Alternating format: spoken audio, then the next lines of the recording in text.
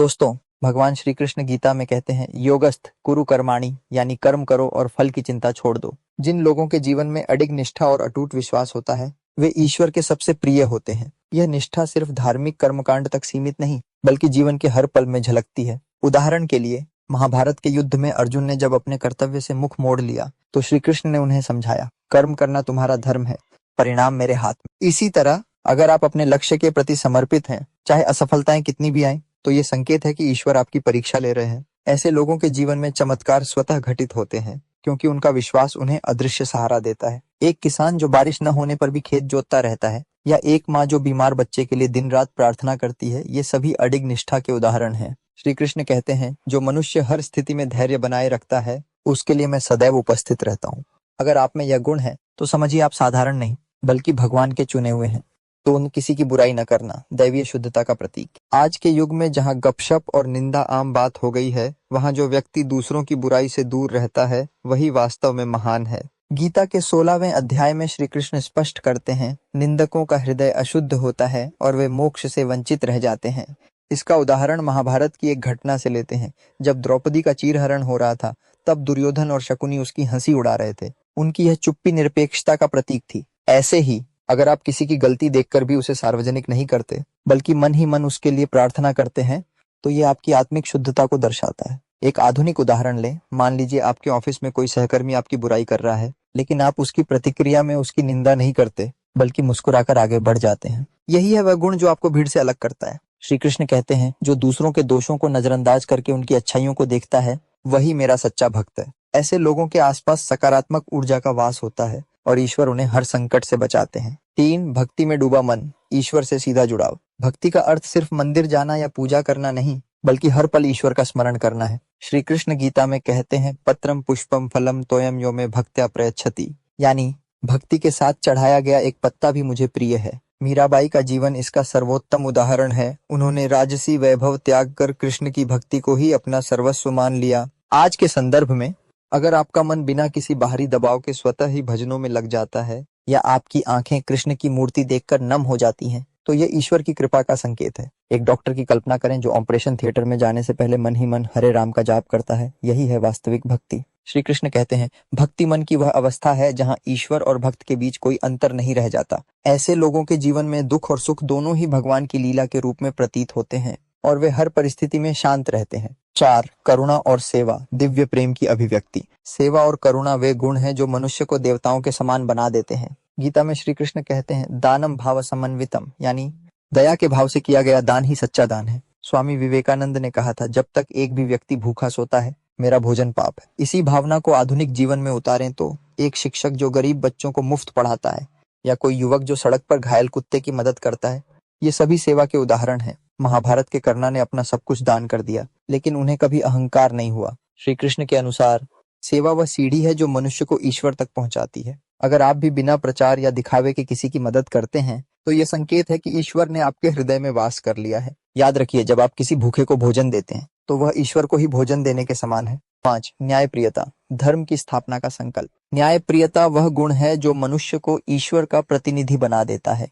गीता में श्री कृष्ण अर्जुन से कहते हैं, धर्म संस्थापनार्थाय, यानी धर्म की स्थापना के लिए ही मैं जन्म लेता हूँ। आज के समय में अगर आप किसी अन्याय के खिलाफ आवाज उठाते हैं, चाहे वह घर में हो या समाज में, तो ये संकेत है कि ईश्वर ने आपको धर्म की रक्षा का दायित्व दिया है। रामायण में जब राजा दशरथ ने कैकेयी के वरदानों के कारण राम को वनवास दिया तो भरत ने इस अन्याय का विरोध किया। उन्होंने सिंहासन ठुकराकर सिद्ध किया कि न्याय सत्ता से बड़ा होता है।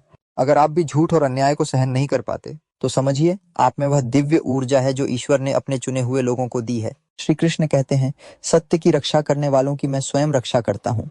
ऐसे लोगों के मार्ग में आने वाली हर बाधा स्वतः हट जाती है। 6. भविष्य का पूर्वाभास, ईश्वर की चेतावनी। दोस्तों, कभी कभी हमारे मन में एक अजीब सी बेचैनी या आभास होता है कि कुछ घटने वाला है। यह कोई साधारण अनुभूति नहीं बल्कि ईश्वर का संकेत है। गीता में श्री कृष्ण कहते हैं, जो मनुष्य अपने अंतर्ज्ञान को पहचानता है वही मेरा सच्चा भक्त है। महाभारत के विदुर इसका ज्वलंत उदाहरण है। उन्होंने कौरवों के विनाश का पूर्वाभास कर लिया था और धृतराष्ट्र को चेतावनी दी थी। आज के संदर्भ में मान लीजिए आपको लगता है कि आज कार्यालय जाने के बजाय घर पर रहना चाहिए और बाद में पता चलता है कि रास्ते में बड़ा हादसा हो गया। यह संयोग नहीं बल्कि ईश्वर की कृपा है। श्री कृष्ण ने अर्जुन से कहा, जो मेरे साथ है उसका कभी अहित नहीं होता। यह पूर्वाभास ईश्वर द्वारा भेजी गई एक चेतावनी है, जिसे समझकर आप संकट से बच सकते हैं। जिन लोगों के साथ ऐसा होता है वे भगवान के विशेष कृपा पात्र होते हैं। उनका मन और आत्मा इतने शुद्ध होते हैं कि वे दिव्य संदेशों को ग्रहण करने में सक्षम होते हैं। अगर आपके साथ भी ऐसा होता है तो समझिए आप ईश्वर के चुने हुए हैं। 7 दिव्य सुगंध, देवताओं की उपस्थिति। क्या आपने कभी बिना किसी स्रोत के फूलों, चंदन या अगरबत्ती की सुगंध महसूस की है? यह कोई सामान्य घटना नहीं, बल्कि देवताओं की उपस्थिति का संकेत है। श्रीमद् भागवत में वर्णन है कि जब कृष्ण ने सुदामा के सूखे चावल खाए तो संपूर्ण महल में मधुर सुगंध फैल गई। आधुनिक जीवन में अगर आप मंदिर जाते हैं और वहां से लौटने के बाद भी आपके कपड़ों में पवित्र गंध रह जाती है तो यह ईश्वर की कृपा है। एक रोचक उदाहरण है, एक सैनिक ने युद्ध क्षेत्र में अचानक तुलसी की सुगंध महसूस की और उसी पल उसकी जान बच गई। गीता में श्री कृष्ण कहते हैं, जो मनुष्य मुझ में लीन रहता है उसके आसपास दिव्यता का वास होता है। यह सुगंध न सिर्फ आपकी रक्षा करती है बल्कि यह संकेत देती है कि आप पर ईश्वर की विशेष कृपा है। इसलिए अगर आपके साथ ऐसा होता है तो इसे अनदेखा न करें। यह आपकी आध्यात्मिक यात्रा का प्रमाण है। 8. ब्रह्म मुहूर्त में जागरण, आध्यात्मिक शक्ति का स्रोत। सुबह 3:30 से 5:30 बजे का समय, जिसे ब्रह्म मुहूर्त कहा जाता है, हिंदू शास्त्रों में सबसे पवित्र माना गया है।